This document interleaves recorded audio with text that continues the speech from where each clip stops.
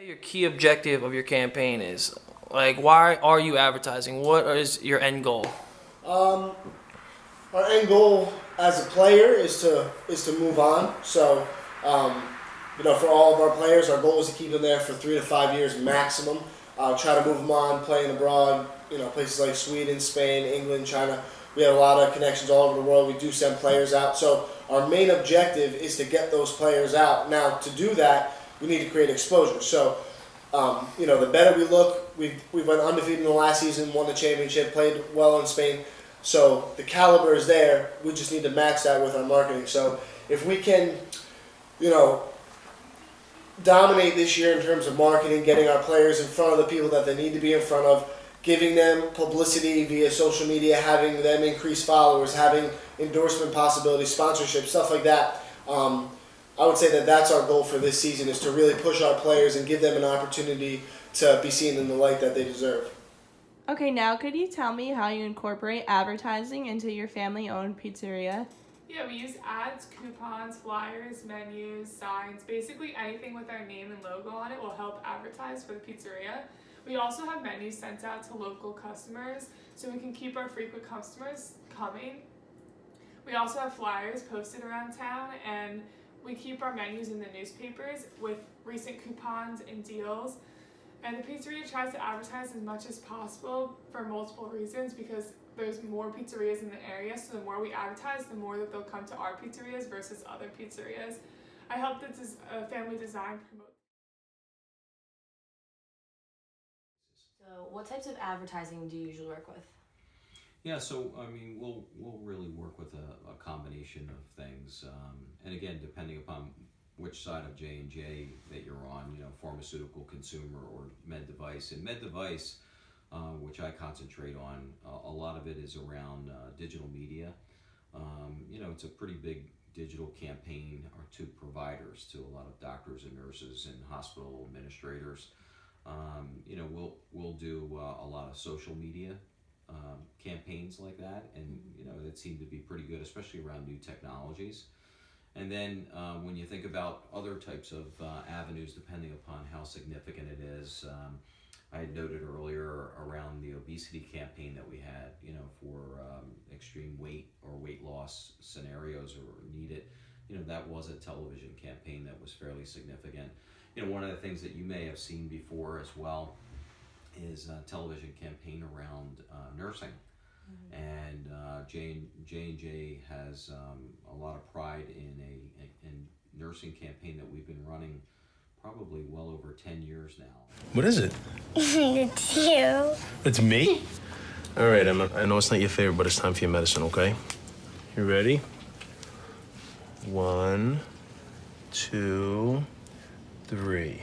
Emma, Emma, Bobemma, banana, fana, fofemma, fee, fi, fofemma, Emma. Very good, sweetie. How do you feel? Good. Yeah, you did a really good job, okay? Let's go back to drawing.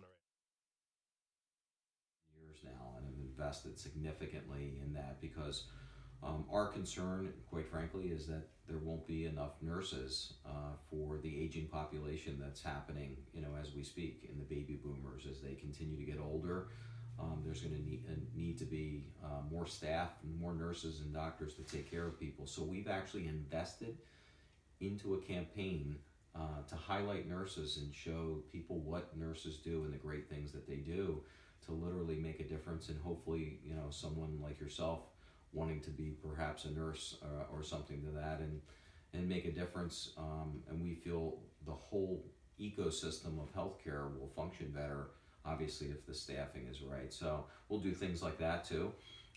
We also do some different magazine type advertising, where when you're looking at society meetings, from a physician standpoint, there might be a society meeting for 5,000 surgeons, let's say, and we'll invest in several different things, and one of them might be more or less the brochure or magazine that comes along with the society meeting. So they're usually the numbers of things that we'll do. It spans across, I think, a couple different mediums. Okay, so another question about the ASL, the Fury. So I know you guys do a lot of different types of advertisement for not only your sponsors but for the players in general. I know you do, like you said, Instagram, Facebook. You guys do some YouTube. You guys even put sponsors on your website, and even as so far as putting banners up at the game. Not so much as what is more efficient for conversion rate. What's your, as a marketer, your favorite type of advertisement that you do for that club? I personally enjoy creating content. Not everyone would agree that that's the most efficient. Certainly, I think in our where we're at right now as a club, that can be our most beneficial form right now.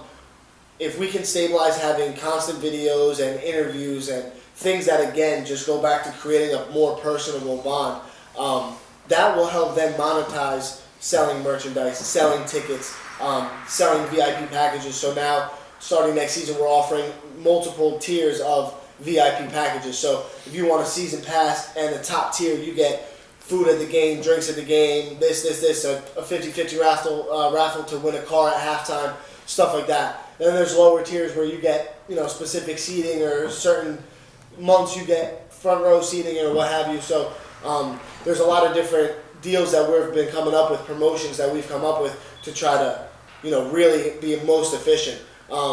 Word of mouth, again, is another very efficient way, believe it or not, coaching and getting out there in the community and getting people, seeing them face to face and saying, hey, I'm the guy on the screen. We have up to 5,000 people watch our finals, some of our biggest games on YouTube, and they're from all over the place. Some of them are abroad. They're not even from the United States. And, when we go travel in Spain and there's people there who have watched us on television, that's unbelievable. And we go one year, we go play a couple games, and then we talk to them. They're good hosts. We show good nature. They respect us. They appreciate our company. So, then they follow us. Then they watch us on YouTube. Now we have fans across the entire world just because we made a good impression and we were there in person and we introduce ourselves in the correct fashion. So there's a couple different ways. I, again, go back to content, social media, Instagram. If we can continue to put up good videos at a constant rate, get interactive with the fans, do promotional things more directed towards the fans, I think that's the best way that we can, really hit the target market that we have. So what type of advertising works best for your company? It's kind of interesting. I think it really depends on the product that it is. It also depends on how many people do we really want to reach, or what is the target market that we're trying to get to? What is the message that needs to be conveyed? Is it that we're asking the person who's on the other side of it to take action? To call their doctor, to reach out, to go on a website. What is the action that we're asking them to do? And all those different things, I think, dictate, what may be the best form of advertising to do, or combination of. And in many cases, there's a combination because there's no one real, perfect answer. But certainly more can be directed in a certain way if it dictates it.